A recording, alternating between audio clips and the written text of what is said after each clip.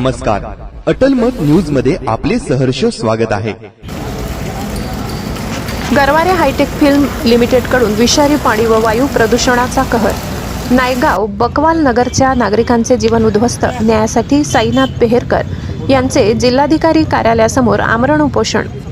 छत्रपती संभाजीनगर जिल्ह्यातील गंगापूर तालुक्यातील नायगाव बकवाल नगर येथे गरवारे हायटेक फिल्म लिमिटेड या कंपनीकडून होत असलेल्या भीषण पाणी व वायू प्रदूषणामुळे संपूर्ण गावाचे जीवनच धोक्यात आले.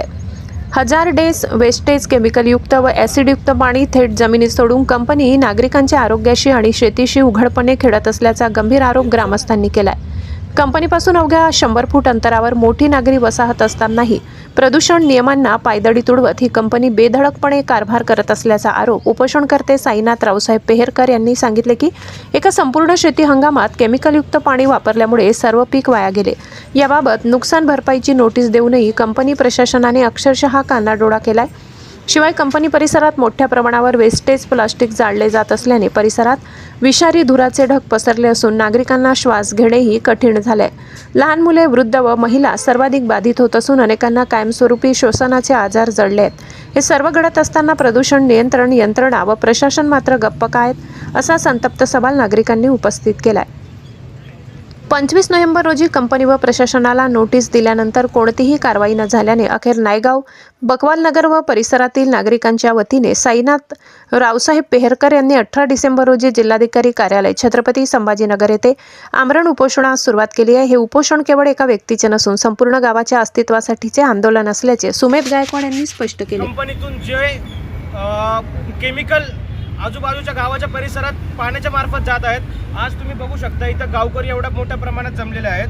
त्यांना त्या पाण्यातून हे पाणी तुम्ही बघू शकता, हे पाणी प्यायच्या लायकीचं पाणी नाही आहे आणि हेच पाणी त्यांना प्यायला लागतं आणि हेच पाणी त्यांना शेतात देखील द्यावं लागतंय. यांनी तहसीलदार, ग्रामसेवकांना निवेदन देऊनही आज कोणीही त्यांच्यावर बोलायला तयार नाही.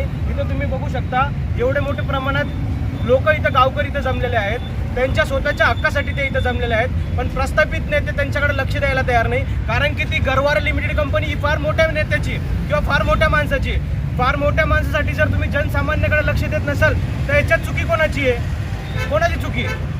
प्रस्थापित नेते या गोष्टींकडे लक्ष देत नाहीत. कारण की यांच्या जीवाची बघतायत तुम्ही. कालपासून उपोषणाला बसलेत. यांनी सगळ्यांना निवेदन देऊनही यांना काही उत्तर भेटलं नाही. तर यांना आता त्यांच्या स्वतःच्या जीवाशी, त्यांच्या परिसराच्या लोकांसाठी ते स्वतः जीवाचे खेळ करून आज इथं जिल्हाधिकारी कार्यालयासमोर उपोषणाला बसलेले. याची काळजी कोण घेणार? यांच्या जीवाला जर काही झालं किंवा यांच्या परिसरातल्या लोकांना जर या पाण्यामुळे, या दूषित पाण्यामुळे जर काही झालं त्याची जिम्मेदारी कोण घेणार? ती कंपनी उचलणार आहे किंवा कोण उचलणार आहे? किंवा इथले स्थानिक नेते उचलतील? कोण उचल? आपल्या स्वतःसाठी ते जर हक्क लढले तर आपली देखील गरज आहे की त्यांना आपण मदत केली पाहिजे. तुम्ही सगळ्यात जास्त न्यूज रिपोर्टर त्यांना व्हायरल करायचं सगळ्यात जास्त तुमचं काम आहे. कारण की यांच्या जीविताला जर काय झालं तर आपण कोणीच काय बोलू शकणार नाही. नेते लोक यांच्या ह्याच्यावर येतील, समाधान मांडतील आणि चालल्या जातील. पण यांचं जीवन यांना जगावं लागणार आहे. ते त्यांच्या युवा पिढीसाठी आज इथं बसलेले आहेत. नेमकं या कंपनीतील म्हणजे वेस्टेज पाणी जे कुठं सोडलं जातं तिकडे? केमिकलचं पाणी ते गावांमध्ये सोडतायत. गावाच्या टनलमध्ये, शेत जमिनीमध्ये पाणी सोडू लागलेत. तिथं ते नाला म्हणा, एक आउटसाईडचे ओपन स्पेसमध्ये पाणी त्यांना सोडायला जागा दिलेली नाही, दिलेली असेल पण तरी पण ते गावाच्या परिसरात पाणी सोडतात. ते पाणी मातीत मुरतंय आणि ते शेत जमिनीची जी एक लेवल असते ती खराब करते आणि त्याच्यामुळं पीक देखील खराब होते. आणि ते पीक खराब झाल्यामुळं आपण ते पीक आपण खातो, आपल्या जीवाशी खेळ होतोय. याचं उत्तर कोण देणार? तसं आता तुमच्या यामुळे म्हणजे तुमचं सांगणं म्हणणं आहे की लोकांना जसं स्किनचे, त्वचेचे विकार होत आहेत, पिकाचे नाशधानी होत आहे, तसंच या पाण्यामुळे जसं तुमच्या पिण्याच्या पाण्याची काय व्यवस्था आहे तुमच्याकडे? पिण्याच्या पाण्याची व्यवस्थाच नाही ना. पिण्याच्या पाण्याच्या काय जार मध्ये येते पाणी, लिटर पाणी. नळाला पाणी नाहीये. नळाला पाणी आहे पण वास मारते. आता सध्या जे पिण्याची पाण्याची काय व्यवस्था आहे? पिण्याच्या पाण्याच्या व्यवस्थेसाठी आज लोक जारचं पाणी विकत घेऊन पाणी पितात. कारण की जे MIDCचं पाणी आहे ते अशा पद्धतीने येऊ लागले, केमिकल युक्त पाणी येतंय. त्या पाण्यामध्ये केमिकलचं प्रमाण वाढलेलं आहे. त्या प्रमाण वाढल्यामुळे ते लोक अंगावर सुद्धा घेऊ शकत नाही. आज तुम्ही बॉटल उघडली तर त्याचा वास परिसरात पूर्ण फैलतोय. तुम्ही तुमच्या नाकाने सुद्धा वास तो घेऊ शकत नाही. तो तुम्ही तुमच्या अंगावर घ्याल किंवा तो तुम्ही तुमच्या पिण्यात वापराल तर तुमची व्यवस्था एखाद्या कॅन्सर पर्यंत होऊन जाईल. त्याची जिम्मेदारी सरकार घेणार की ती कंपनी घेणार? याचं उत्तर आम्हाला हवंय.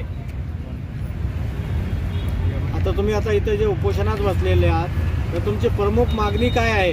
तुम्हाला कंपनीकडून काय अपेक्षा आहे? प्रशासनाकडून काय अपेक्षा आहे? एक तर सर्वप्रथम त्यांनी ते केमिकल बाहेर टाकण्यापासून रोख लावावी. ते टाकू शकत नसेल तर डायरेक्ट कंपनी बंद करावी. आणि जे ते गावातले नागरिक त्या कंपनीबद्दल प्रश्न विचारत आहेत, जे तिथं जॉबला आहेत, ते त्यांना उत्तर विचारत आहेत की आमच्या गावासोबत तुम्ही असं करू नका. त्यांना ती कंपनी ब्लॅकलिस्ट करते.